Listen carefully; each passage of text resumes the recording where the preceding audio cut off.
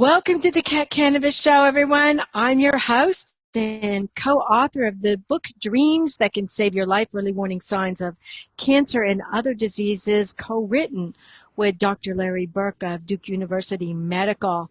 We have a great show for you this evening. Our guest tonight is Dr. and Professor Bob Atkinson. You may recognize him as one of the previous panelists on the Nautilus Book Awards, December 4th. And if you missed that, just go to my Facebook page. If you're already on it, it's right up above where you're looking. I've got the links to his website and the links to that show right there. So, Dr. Atkinson is an internationally recognized authority in helping people tell their life stories. What I found so fascinating is he is a member of the Evolutionary Leaders Circle, and on the previous panel there was another one. I mean, what are the chances of that happening, right? He's also an internationally recognized authority on story interviewing, personal myth making, and soul making. And we're going to get into all of those tonight. So welcome to the show, Dr. Professor Bob Atkinson. Thank you, Kat. It's great to be with you. It's so good to have you back again. And tell us quickly, because I didn't put it in the bio, I didn't want to read too long, where do you teach? University of Southern Maine. Great. Professor Emeritus there. Great. So let's get right down to it, Bob. The title of your book is really amazing, and there's a significance to that title. Can you tell us a little bit about that? Hold your book up for us, too, so we can see what it is we're talking about. There's this amazing book. Move it just, there it is, The Story of Our Time, From Duality to Interconnectedness to Oneness. Yeah, so this is a complex title, but it's really meant to answer the widespread call for a new story that makes sense of the tremendous transformation that is happening right now in the world. So it captures how far our evolving consciousness has brought us over many millennia. Mm-hmm. And it offers a big picture perspective on that, so that we don't get too caught up in the conflicts of the moment. And it also helps us to focus on the larger process unfolding to a more hopeful, purposeful outcome. And this provides a much needed resolution to the problems facing the world. So what are some of these problems that are facing the world right now? Well, that could take up way more than the time we have. Well, just pick one of the top ones that your book would address. Yeah, I mean, basically all of the problems that we're having in the world today have been, kind of building up over time and create the greatest thing that's happening right now in the world, which is a complete transformation of consciousness. And so we're in the midst of a process that's leading to a global transformation, a global rebirth of consciousness. We're going to be we're in the process of making a leap forward in our consciousness and the way we see the world. And so there are many things kind of popping up that get in the way of that, like all of the injustices in the world everywhere, all of the divisions that are trying to separate us when we are really one human family. That's the reality of the transformation that we're headed towards, that realization. But at the same time, there are all these factors and forces really that are trying to keep us apart and keep us separated. So you talk about duality in the title of your book. Those people who maybe they are not familiar with duality, can you tell us a little bit what duality is and how it might be affecting us? Yeah, duality is basically the way there are a couple of ways of looking at the world or seeing the world One of them is through and with a consciousness of duality. And that's when we do that, we see things in opposition. We see things in opposing forces, positive and negative, and all those are light and dark, and all those others. But Mm-hmm. that's really only seeing parts of the whole. And so the other way to see the world would be with a consciousness of oneness. And that's where this evolutionary process is leading us toward an understanding and an acceptance of that consciousness of oneness. But duality is just a matter of being kind of stuck by and overcome by all of the separations and forces, all of the opposing forces that we see around us all the time, and getting pulled in by them and not seeing anything else. So we have to take a step back, see the big picture, and understand that all those parts that appear as opposing forces are really parts of the same whole, and ultimately are unified in that whole. Well, that was a great explanation. It really was. You can see why you're a professor. So tell us, what is personal myth making? What does that mean? Yeah, personal myth making is a technique for getting to our deeper self, understanding who we are on a universal level, Mm-hmm. that I came upon many years ago now when I first met Joseph Campbell, whose work that is based on, because he's famous for his not only the Bill Moyers series, but also his classic work, The Hero of a Thousand Faces. And that's really that's a book that describes, outlines, and details the journey of the hero in terms of all of the motifs and archetypes that are available to all of us as human beings. He used the gods and goddesses to describe that pattern in another book that I wrote a number of years ago called The Gift of Stories. I turned that mythological journey of the hero into personal myth making by showing how each of us in our own personal lives live that same universal deep pattern of transformation. He called it, it's always a three-part process. He called it separation, initiation, and return. For the purpose of personal myth making, I called it beginning, muddle, and resolution. And we have that, we all go through that process in our lives many times. And one of the problems we run into is getting stuck in or overwhelmed by whatever the muddle might be that we're in at that time. And we forget that there's a purpose to the muddle, which is to lead us to the resolution, which completes the process of transformation for us. Wow, that's really, really interesting, because it's so true. Our whole lives actually revolve around, separation, even if it's, the separation of the umbilical cord from the fetus at the very beginning, and then finally going through our hero's journey on this earth plane and returning. And that's why our stories are so important, because although they're similar, they're always different. So, Bob, how is soul making different from myth making, or is there any difference?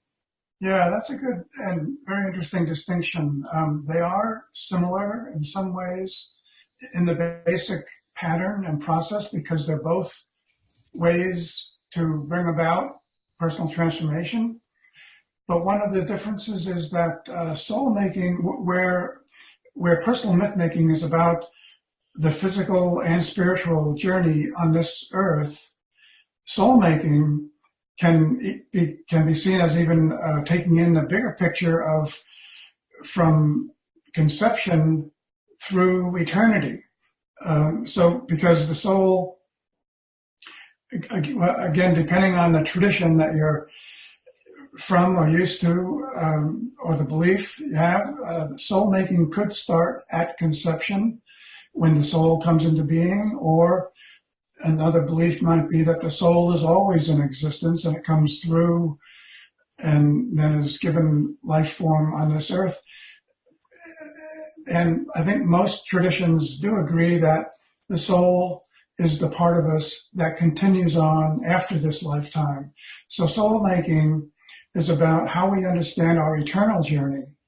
And of course, it's also about the more specific part of the physical, spiritual journey on this earth is about the journey of the soul. And there's much written on that from works on mysticism, like if anyone is familiar with the mystic writings of Evelyn Underhill, there's a perfect description and very detailed pattern described there of the journey of the soul, and her pattern is in a 5-stage process.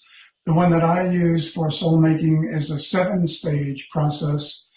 And so that means there's 2 more after the state of union, which is the highest level of the journey of journey of the soul, used by Evelyn Underhill.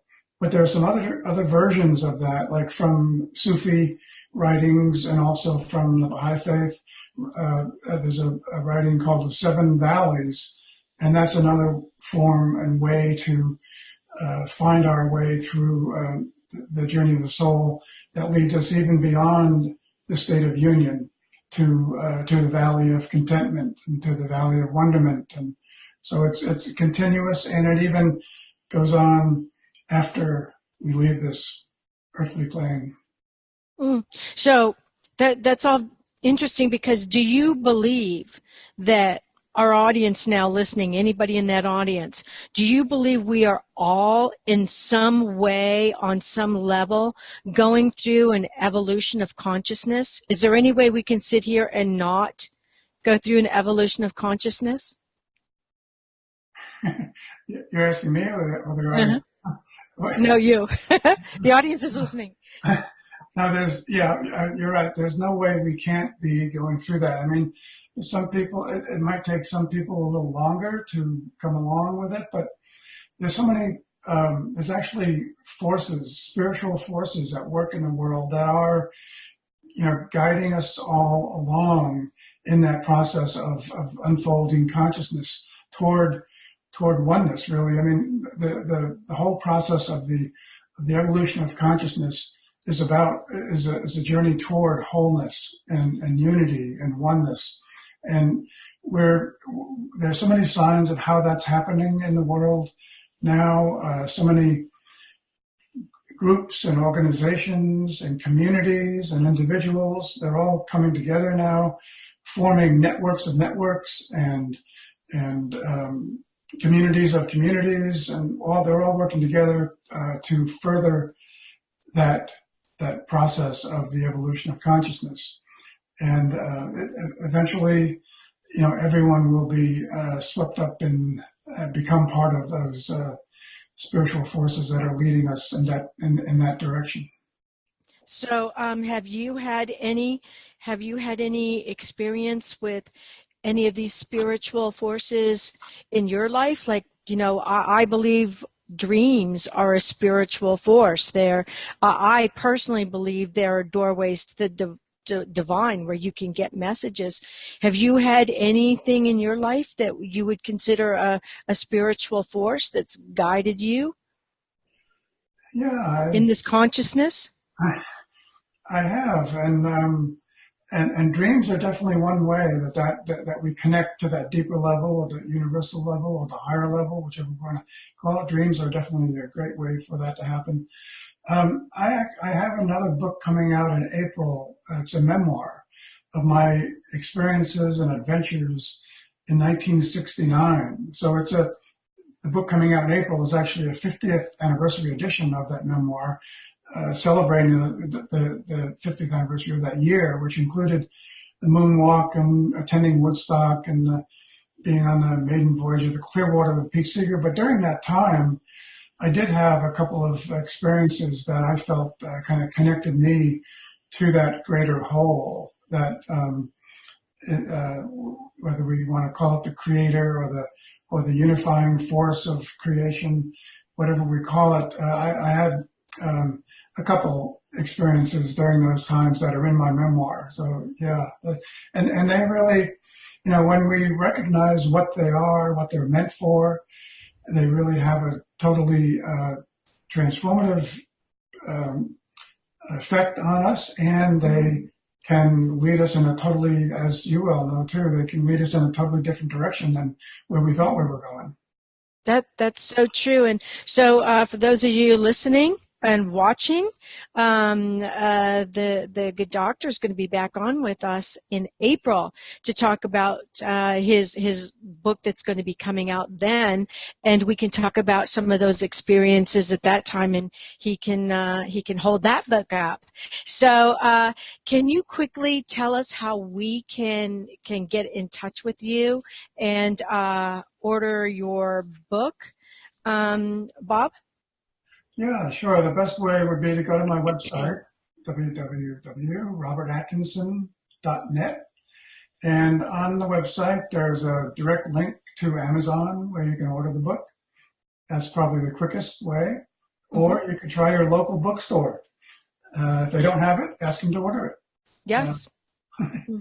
That's a great idea. Ask them to order it. So the website is on the Kathleen O'Keefe Kanavos Facebook page. Those of you who are watching live now on that page, you can just go and click on it, and you'll go there right now to Dr. Professor Robert Atkinson, and we do call him Bob on here because he asked me to last time when I interviewed him.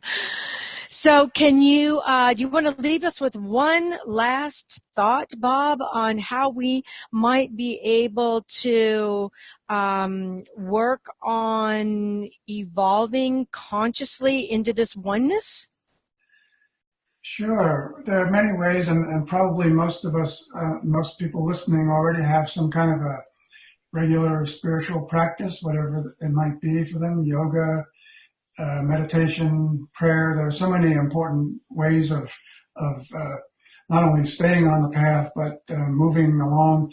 I offer something like that in my book. I have a longer Living in Oneness meditation, which can be found in the book. And on my website, I also have what I call the Oneness Pledge. And this is something really kind of simple and direct, but it can have a profound impact on our lives especially if we use it as we might a mantra. And that Oneness Pledge is, in all my thoughts and actions, I pledge to look on all things with the eye of oneness. I love that. That is great. So we are actually out of time. It's amazing. I mean, I could have done this for another half an hour because there's so much to cover, but we'll cover it in the next interview that we do in April as well. So I want to thank you so much, Bob, for being on the show with us tonight, and to our producer, Rachel. And this show will be turned into an article on Biz Catalyst 360. So watch for that. The links will be on the Facebook pages, and they will be sent to our guests. They'll be sharing them on their pages, and it will also be in Pathos. So join us again next Tuesday night, 5 Pacific, 8 Eastern Standard Time, for more fabulous guests. Until then, have a great week, and remember, everybody dreams, but some dreams save lives. Good night, everyone.